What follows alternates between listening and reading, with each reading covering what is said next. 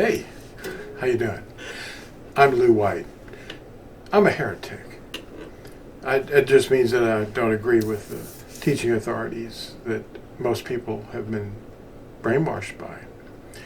The stone behind me has the Ten Commandments written on it in true Hebrew, the original script of Hebrew, and it's in Los Lunas, or Hidden Mountain, New Mexico right now, and it was a gate stone. And it has the Ten Commandments written because it was ordered for us to do that. Wherever we went, we were to have a gate stone. We were to write his commandments on our gates and on our doorposts. And around this stone in New Mexico, you'll see, if you ever go there, it's been brutalized. I mean, it's horrific.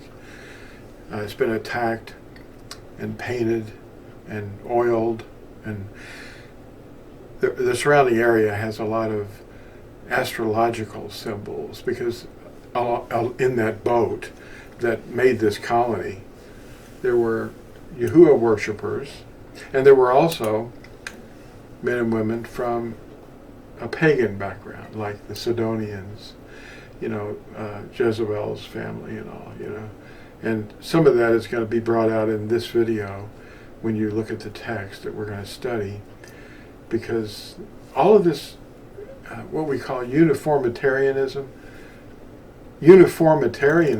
what? I like to throw out these big words sometimes, because I want to keep you on your toes and not let you get freaked out by archaeologists. Uniformitarianism is a concept that when archaeologists or geologists study the earth, they look around and they go, oh yeah, this has been here for 300 million years like this. No, it wasn't like this. The earth is under constant change, sea levels and weather. It's always changing. So when an archaeologist or a geologist tells you, yeah, this species has been right here for 321 million years, they're lying to you, because the fossil record that's under their feet in the rocks has all kinds of sea creatures and shells right there, and you can sometimes walk by and see them. And all the expressway systems where they've dynamited out the walls of the earth, you can see the strata when the flood laid down these soft materials, and you can see the evidence of the flood right there. And there's a lot of other things that they trick you with. But I want to remind you that this big lie that everybody is easy to trick is mentioned in this book. The Truth Will Set You Free. This little book is at Amazon.com, or you can get it at Torazone.net. It's not expensive, but it will tell you what's happened to us. The words that we were told to obey have not changed. And the first woman was tricked by the serpent to think, she doubted the word. She knew what she was supposed to do. But the serpent came along and lied to her, and she thought, wow, that's neat. Let's try this. And so that was the day that she died. Actually, not her body, but the eternal life left her, and then she fed the fruit of the tree to her husband. I don't know if it was knowingly, but it probably wasn't knowingly. But anyway, they both died that day, or started to die. And they lived less than 1,000 years, which means they died that day, because a day is as 1,000 years. So let's look at this study and see what we can glean from the context of words that we hear people use. Okay, hold on, here it comes. Context is everything. As we read in context, we can gain the proper understanding of many words. English words, for example, can be the same word, spelled exactly the same, but it can have completely different definitions depending on, what sentence it's used in. A pitcher, P-I-T-C-H-E-R, could be a baseball player, a pitcher, but it could also be a container holding water. The sentence and the surrounding sentences give an idea to what the word is meaning. So we're going to look at H1167. That's the concordance number. You can plug H1167 into your browser, and it'll take you to the definition of the word. However, it doesn't tell you the definition of its use in every sentence. It has a wide number of different meanings. It can be husband, owner, or it could be a proper noun when they're using it as a pagan deity's name. So you have to understand that. Bel is actually in Hebrew 3 letters. It's Beth, Ayin, Lamed, and it's H1167. It's also popularly known as Baal, and of course that evokes, oh, that's the Lord of the Flies. Well, interesting that Baal Zebub means Lord of the Gnats or Lord of the Flies. That word Lord, that's what it means. But it's also a proper noun. You wouldn't use that name to substitute the Creator's name, would you? Oh, but it's been done. And that's what I'm showing you here. The lie. And it's unbelievable. Now this word, 1167, or H1167, ooh, what's this? Okay, forget that. It's intended to be understood as owner or husband in many places, and it's a useful pronoun, if the context is appropriate. However, get rid of these little babies. However, if the word is used as a proper noun, like a personal pronoun or name, the same word, Bel, takes the place of the name of Yahuwah, which is H3068. Whoops, okay. Sorry about that. H3068. That's the name Yahuwah.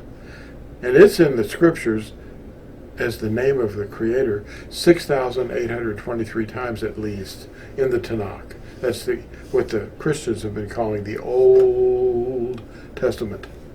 Actually, it's, Bereshith or Genesis through Malachi. That's not the old covenant. That's not even the old covenant. So that's another deception. But anyway, the Tanakh uses that name 3068, and it's 4 vowels: Yod, Hey, Ua, Hey, Yahuwah. Now that's a substitution that erases the true name when they put Bel in there, or use Lord in substitution for that. They say, the Lord is my shepherd. Wait a minute. Isn't the name Yahuwah there? Yes, it is. And in all the other thousands of places. They substituted it. Look at your preface and read and let the translators tell you that they did this. They took the word, the name of Yahuwah out, and replaced it with this word, Lord, which translates back in a proper noun to the sky deity that Eliyahu, or Elijah as they call him, was arguing with at Mount Carmel. Now this substitution erases the true name, and it becomes an abomination to Yahuwah. This is what was happening at Mount Carmel. And Eliyahu confronted the priests of Bel. That's at 1 Kings 18.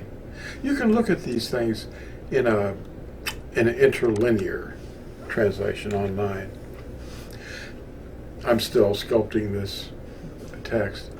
This is not a new approach to substitute the name. This is something very evil, but they thought it was too set apart or ineffable. So they, would erase it and put in a substitution. And what happened a little later by the Masoretes or Karaites, they were substituting it with vowel marks. It's an intentional conspiracy that downloaded into translators' traditions.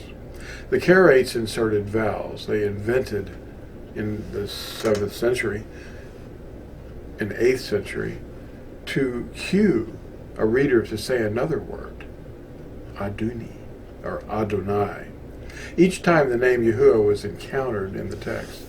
See, the Karaites were originally called Karaim. That means the readers. So when people would read, they controlled what they heard. Aduni means Lord or sovereign. Kyrios in Greek is the first translation from the Hebrew, and it means Lord. See how they're not looking at the original word, but they're avoiding it according to translators' traditions. Then when the Greek went into Latin, Dominus was used, which also means Lord. As translations were based on the former translations, the Anglican Catholic King James Version, which based itself on the Latin Vulgate, they used the form Dominus to convey the name. The real name of Yahuwah is not Dominus, or Kyrios, or Aduni. The real name of Yahuwah is Yahuwah. It's Hebrew. It means I was, I am, I will be. It's right there at Revelation 1, verse 8. You can see the definition of his name. Thus, we have the Lord is my shepherd, making Bel the proper noun in 6,823 occurrences. Here in the last days, the world is being warned to turn away from the generic traditions and altered names. If they do not hear and obey, this is written for us to know what we can expect on the day of Yahuwah. Psalm 79, verse 6. Quote, pour out your wrath upon the nations that do not acknowledge you, and over the kingdoms that do not call on your name. Is his name Yahuwah? Or is it Bel? Lord, Kyrios, whatever. You have to decide. There are two things we must do. Teach the true name and tell them to obey everything we were commanded to obey. Matthew 28, 19 and 20. Yahushua will deliver those who know him and obey his commandments. So there is a conspiracy, and it's not unconditional. It is highly conditional. Look at 1 Yehukanan 2, verse 4. Even in a bad translation, you'll see the meaning. Here in the last days, the world is being warned to turn away from the generic traditions and altered names. If they do not hear and obey, this is written for us to know what they can expect on the day of Yahuwah. Again, Psalm 79, verse 6. Pour out your wrath upon the nations that do not acknowledge you, and over the kingdoms that do not call on your name. If they think you're crazy, remember, it's an honor to be different from those on the wide path of familiar human traditions. Arthur Schopenhauer once said, all truth passes through three stages. First, it's ridiculed. Second, it's violently opposed. Third, it is accepted as self-evident. Thanks for watching, and we'll see you in the next exciting video. Bye.